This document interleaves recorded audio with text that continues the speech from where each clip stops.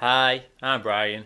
Kettle's on, make yourself a cup of tea. Now today I want to talk about J J Abrams finally admitting that the Disney Star Wars sequels needed a plan. Now I know this news is a couple of days old, but it's the first time I've had a chance to sit down and do this. So I'm reading this from Bounty Hunter Comics, and it says J J Abrams admits the Star Wars sequel trilogy needed a plan. Star Wars The Force Awakens and Star Wars The Rise of Skywalker director J J Abrams recently admitted that the Star Wars sequel trilogy needed a plan. I think we all knew this. Abrams was asked by Collider, do you feel like the trilogy would have benefited from planning out a very strict 3-movie story from the very beginning? Or do you enjoy the kind of creative freedom to take characters different ways and see how things go? Abrams responded with a rambling answer before he eventually admitted that Star Wars needed a plan. He stated, what I've recently learned as a lesson a few times now, it's something that, especially in this pandemic year, working with writers, the lesson is you need to plan things the best you can. I mean, that's not just in this pandemic year or with writing, this is just in life, you need to plan things the best you can. Abrams continued, and you always need to be able to respond to the unexpected, and the unexpected can come in all sorts of forms, and I do think there's nothing more important than knowing where you're going. The Superman producer then said, there were projects I worked on where we had some ideas, but we hadn't worked them through enough. We had sometimes some ideas, but then we weren't allowed to do them the way we wanted to. I had all sorts of situations where you plan things in a certain way, and you suddenly find yourself doing something that is 180 degrees different. That's called a backup plan when you can have one. And then sometimes it works really well, and you feel like, wow, that really came together. And other times you think, oh my god, I can't believe this is where we are. Well, this is what happens when you don't attempt to plan things.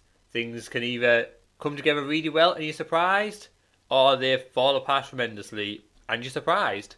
And sometimes when it's not working out, it's because it's what you had planned, and other times it's not working out, it's because you never really know, Abrams relayed. Abrams then admitted the sequel trilogy needed a plan. But having a plan, I've learned in some cases the hard way, is the most crucial thing. Otherwise, you don't know what you're setting up, and you don't know what to emphasise, because if you don't know the inevitable of the story, you're just as good as your last sequence, effect or joke or whatever. He concluded by saying, but you want to be leading into something inevitable. Now, I've got kids, and one of the first things they learn at school in creative writing in English is to plan out a story. I mean, this is literally the first things they have to do. So for someone to come in to one of the biggest franchises there's ever been without a plan, it made no sense.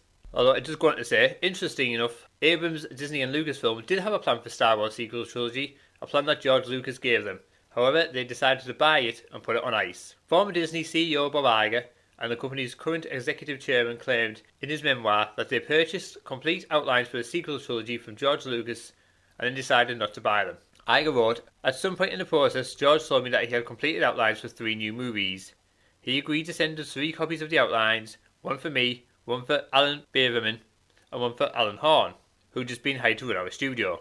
Alan Horn and I read George's outlines and decided we needed to buy them, although we made it clear in the purchase agreement that we would not be contractually obligated to adhere to the plotlines he'd laid out, he added. Later, Iger would detail early on, Kathy brought JJ and Michael Ardent up to California to meet with George at his ranch and talk about their ideas for the film. He added, George immediately got upset as they began to describe the plot, and it dawned on him that they weren't using one of the stories he submitted during negotiations. Iger then admitted the truth. The truth was, Kathy, JJ, Alan and I had discussed the direction in which the saga should go, and we all agreed that it wasn't what George had outlined. George knew we weren't contractually bound to anything, but he thought our buying the story treatments was a tact promise that we'd follow them, and he was disappointed that his story was being discarded, he wrote. And while they did have George Lucas's plan and decided not to use it, what might be the most interesting part of this interview with Abrams is that he appears to be tactically admitting the Star Wars sequel trilogy isn't any good.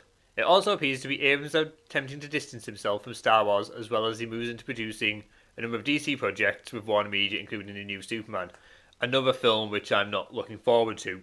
So there we have it. J J Abrams admits that the Star Wars trilogy needed a plan. Now, I think we all knew after The Last Jedi there was no plan for the sequel trilogy. I mean, everything that The Force Awakens had set up, The Last Jedi essentially rounded up all the storylines and there was nowhere to go with The Rise of Skywalker. I think a plan would have benefited them. I mean, they had a plan from George Lucas, who created the Star Wars universe. That would have been a solid plan. If they didn't like the full plan, they could have took it reworked it a bit, but the plan would have still been there. It would have been a more coherent trilogy of films and might have been better pieced together. But as it stands, they thought they could come up with something much better for the sequel trilogy than what George had planned out. I mean, George Lucas has spent a lot of time building up the Star Wars universe. It's unarguably one of the biggest franchises out there. No matter what people think of the sequel trilogy, Star Wars is hugely popular. So for them to take George Lucas's idea and then essentially toss it aside doesn't really make much sense to me. But, I mean, I don't work in film, what do I know?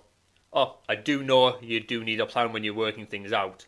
I can't believe it's taken J J Abrams this long to realise that he needed a plan for the sequel trilogy. I mean, it would have steered the films in one direction rather than them being all over like they were, with a third act that made no sense in how or why the Emperor returned. He just did. They even say that in the film. Somehow Palpatine has returned. I mean, I think that showed that after The Last Jedi, there was nowhere for them to take the sequel trilogy because Rian Johnson had ended all the plot threads. He tied them all up. He made sure there was nowhere to go after his film because he wanted to subvert expectations. But as for J J Abrams now admitting that there should have been a plan and apparently trying to distance himself from Star Wars, that will probably be due to his going forward with Warner Brothers and the DC universe, which he's heavily involved in. But what do you guys think? Were you surprised at this revelation that there was no plan for Star Wars and that there really should have been? Do let me know in the comments below. And that's all from me. I'm off to make a fresh cup of tea.